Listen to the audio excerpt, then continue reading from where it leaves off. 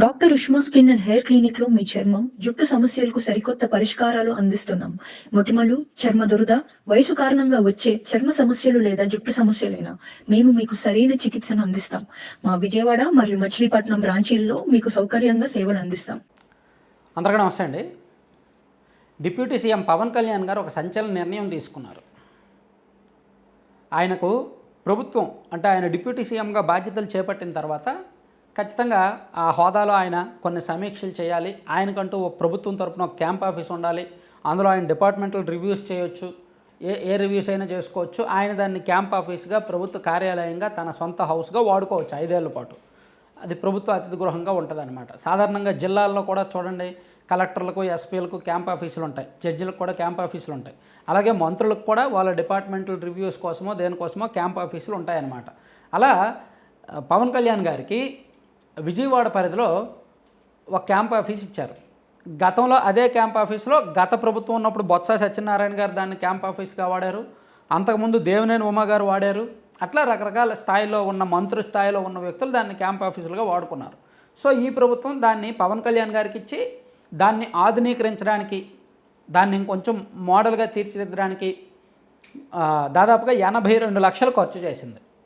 ఈ 3 నెలల్లో 82 లక్షలు ఖర్చు చేసి ఆ డిప్యూటీ సీఎం గారి క్యాంపు కార్యాలయాన్ని అందంగా తీర్చిదిద్దింది ప్రభుత్వం. అయితే పవన్ కళ్యాణ్ గారు సడన్గా ఏమనుకున్నారో ఏమో, నాకు ఆ క్యాంపు కార్యాలయం వద్దు, ప్రభుత్వ అతిథి గృహాలేమీ నాకు వద్దు, మంగళగిరిలో నా ఇల్లే నేను క్యాంపు కార్యాలయంగా వాడుకుంటాను అని చెప్పి మొన్న చంద్రబాబు నాయుడు గారికి లేఖ రాశారు. అంటే తను క్యాంపు కార్యాలయాన్ని తను వదిలేసుకున్నారు. కారణం ఏమిటంటారు? యాక్చువల్లీ మంత్రిగా తనకు అవకాశం ఉంది, తను వాడుకోవచ్చు, ప్రభుత్వ అతిథి గృహాన్ని వాడుకోవచ్చు, క్యాంపు కార్యాలయంగా వాడుకోవచ్చు. అయితే పవన్ కళ్యాణ్ గారు భవిష్యత్తుని ఆలోచించి ఎటువంటి విమర్శలు రాకుండా, ఎటువంటి దుబారా ఖర్చు లేకుండా, భవిష్యత్తులో తన మీద ఎటువంటి ఆరోపణలు విమర్శలు రాకుండా చాలా జాగ్రత్తగా ఆచితూచి అడుగులు వేస్తున్నారు. సో ఇప్పుడు ఆయన క్యాంపు కార్యాలయంగా కేటాయించింది 82 లక్షలు ఖర్చు చేయడంతో భవిష్యత్తులో ఖచ్చితంగా వైసీపీ వాళ్ళు ఎవరో తనను టార్గెట్ చేస్తారు, ప్రశ్నిస్తారు. ఇదిగో పవన్ కళ్యాణ్ గారు క్యాంప్ ఆఫీస్కి 82 లక్షలు ఖర్చు పెట్టి ఇలా చేశారు అని చెప్పి విమర్శలు వస్తాయి. సో వాటికి సమాధానం చెప్పుకోవాలి అనవసరంగా. అదొకటి. అలాగే ఫ్యూచర్లో టీడీపీకి జనసేనకి చెడితే టీడీపీ వాళ్ళే అనొచ్చు. అంటే ఫ్యూచర్లో ఖచ్చితంగా తన రాజకీయ ప్రత్యర్థులకు అదొక అవకాశంగా మారుతుంది, అదొక ఆయుధంగా మారుతుంది. అలా ఇవ్వడం పవన్ కళ్యాణ్ గారికి ఇష్టం లేదు. అందులోకి తను మంగళగిరిలో ఉంటేనే బెటరు, వాస్తుపరంగా కూడా ఇక్కడ బాగలేదు, గతంలో అక్కడ క్యాంపు కార్యాలయంగా వాడుకున్న వాళ్ళు ఎవరు మళ్ళీ గెలవలేదు, అది ఒక అనుమానం ఉంది. అంటే వాస్తుపరంగా, సెంటిమెంట్స్ పరంగా చూసుకుంటే అక్కడ ఉన్న వాళ్ళు ఎవరు కూడా గెలవలేదు, మళ్ళీ దాన్ని వాడుకున్న వాళ్ళు మంత్రులు ఎవరు కూడా మళ్ళీ గెలవలేదంట, అదొక రీజను.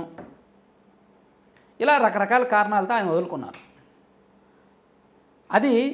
దీన్ని అలాగే 82 లక్షలు ఖర్చు చేయడం అవసరమా? నేను అక్కడ ఉండే కొద్దీ మళ్ళీ ఆ ప్రాంతంలో తనను కలవడానికి ఎవరైనా వస్తే ట్రాఫిక్, విజయవాడ నగరం అసలే ట్రాఫిక్ సమస్యలు ఈ మధ్య ఎక్కువ అవుతున్నాయి. సో తనను కలవడానికి ఎవరు వచ్చినా సరే ట్రాఫిక్ సమస్యలు పెరుగుతున్నాయి.